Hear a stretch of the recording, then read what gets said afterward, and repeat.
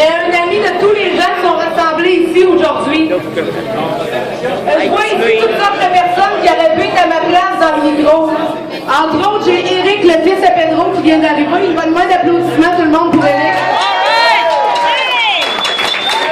Présent avec nous, on a Marielle, la blonde de Pedro.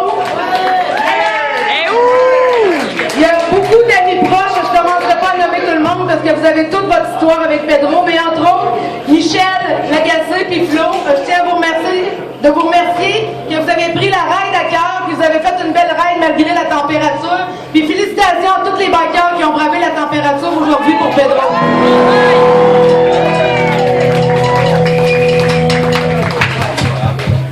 Quand Serge m'a demandé pour faire un hommage à Pedro, j'étais un petit peu sceptique. J'ai dit à Serge, laisse-moi y penser, j'avais quelque chose à faire à Montréal. Je suis allée, je suis revenue. Puis, je suis revenue voir Serge, puis j'ai dit, Serge, on peut pas refaire le party à Pedro. Pedro, c'est une personne qui était unique. Refaire le même party, refaire le méchoui, refaire les jeux à Pedro, c'était impensable, ça prend Pedro pour faire ce party-là. Donc, on en est venu à un consensus, moi puis Serge, qu'on a dit, on fait la première kermesse du bar Le Corail de Marlène et Serge. Avec un concept unique comme ça, puis je suis contente que ça ait déroulé comme ça, parce qu'à partir de maintenant, vous avez un nouveau party Harley, que annuellement, ça va revenir tout le temps, puis il va y avoir des nouveaux concepts à chaque année. J'aimerais ça qu'on fasse venir Serge et Marlène sur le stage pour leur faire une bonne main d'applaudissements. All right!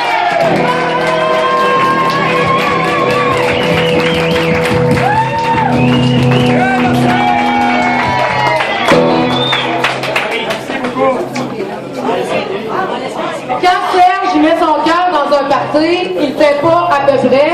Il est même obligé de cacher des choses à Marlène parce qu'elle est sénère et elle veut pas trop embarquer dans tout.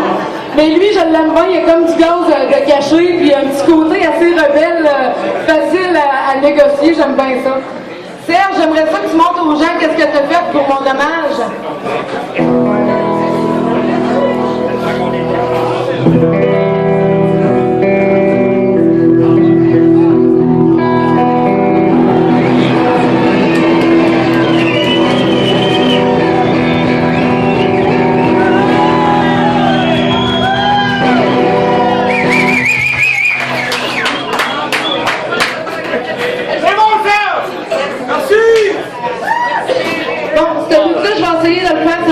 Sans émotion. Okay?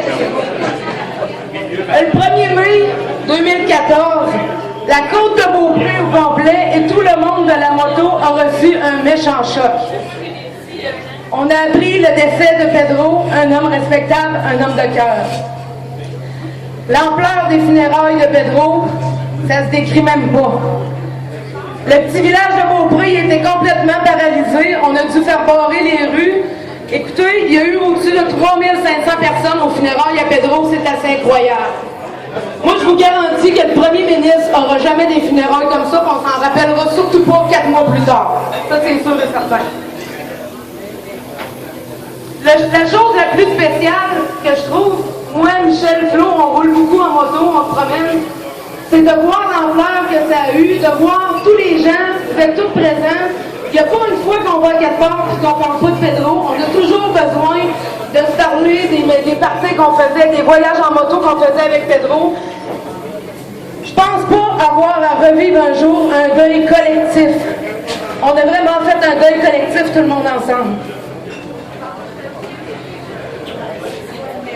Attention, mesdames et messieurs, lance-moi!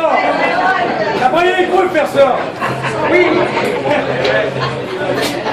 Pedro, là, c'est avant tout un homme de cœur.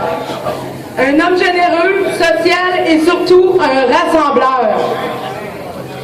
Il avait toujours un fun fou à nous faire plaisir. Que ce soit pour fêter nos anniversaires personnels à son bar. À mes 35 ans, il m'a organisé une surprise party. Il a fait venir un orchestre au bar. Il m'a fait toute une surprise. Propriétaire de son bar depuis 29 ans, il y en a organisé des parties. Puis tous, un après les autres, ça a toujours été une réussite. Que ce soit le party au mort, le party de 8, le party de bicycle, n'importe quoi, le golf avec une autre sorte de clientèle, ça a toujours été des réussites. Il a toujours su accueillir ses chums. Tout le le monde ici présent, ils ont toujours su de Pedro. Hey, salut mon chum, salut mon chum. Est-ce que je suis content de te voir mon chum? On s'est toutes fait appeler mon chum par Pedro. On en a tellement des beaux souvenirs avec Pedro. Pedro était pour moi un modèle.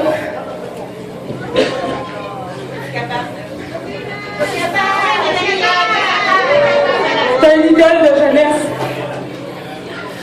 On se doit de rouler ensemble. On se doit de se rassembler et de continuer à en parler. Car en 2014, une légende est née. Son passage dans nos vies restera gravé à jamais. De génération en génération de bikers, on va toujours entendre parler de Pedro.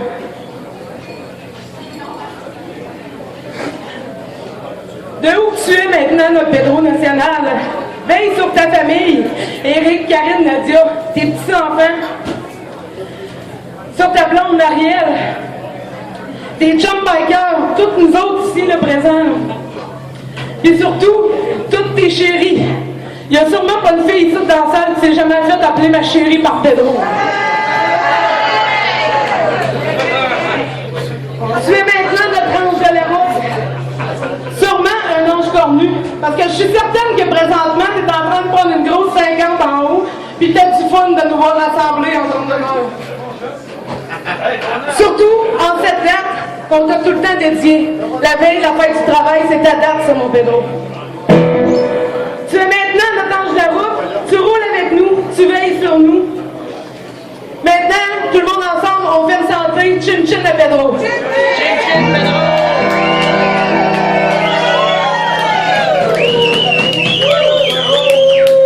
En terminant, les amis, j'ai un cadeau pour Pedro. Écoute ceci, mon Pedro, et surtout, chante avec nous.